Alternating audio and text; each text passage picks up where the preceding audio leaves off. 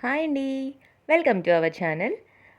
మన ఇంట్లో ఏ ఫంక్షన్ వచ్చినా, పండగ అయినా, జస్ట్ నార్మల్‌గా అయినా సరే, ఇంట్లో మాత్రం సరుకులు ద బెస్ట్ క్వాలిటీ కావాలనుకుంటాం. ఎంత పెద్ద పెద్ద మార్ట్స్ వచ్చినా, స్టోర్స్ వచ్చినా, మన ఇంటి దగ్గరలో ఉండే కిరాణా షాప్‌లో దొరికే క్వాలిటీ మాత్రం ఎక్కడా ఉండదు. అవునా కాదా? కాదు అనిపిస్తే పండక్కి మీరు బెల్లం అవన్నీ ఎక్కడ కొన్నారో చెప్పండి. ఓకేనా?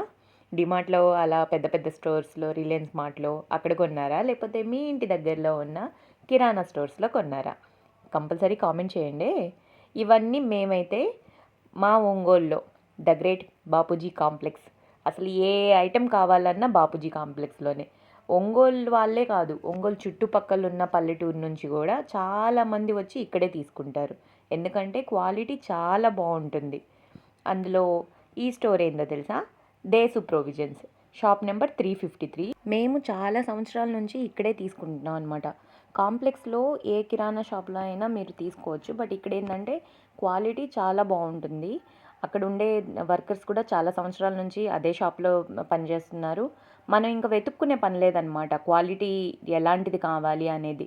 అది కందిపప్పు అయినా, మినపప్పు అయినా సరే, పిండి అయినా సరే, ఏదైనా వెళ్ళి వాళ్ళకి చీటీ ఇచ్చేసామంటే చాలన్నమాట. లిస్ట్ ఒకసారి ఇచ్చామంటే హాయిగా ఉండొచ్చు, మంచిదే ఇస్తారు.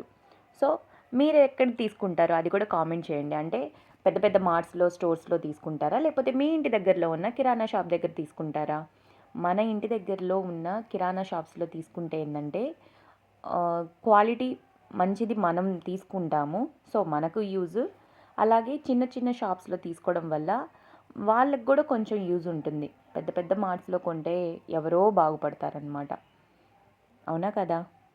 అసలు పిండి వంటలు చేస్తుంటే ఆ పిండి ఎంత బాగుందో తెలుసా?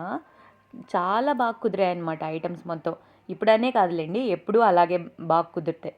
అంటే మనం తెచ్చుకునే క్వాలిటీ బాగుంటేనే పిండి వంటలన్నీ నీట్గా కుదురుతాయి, లేకపోతే అసలు టేస్ట్ బాగోదు.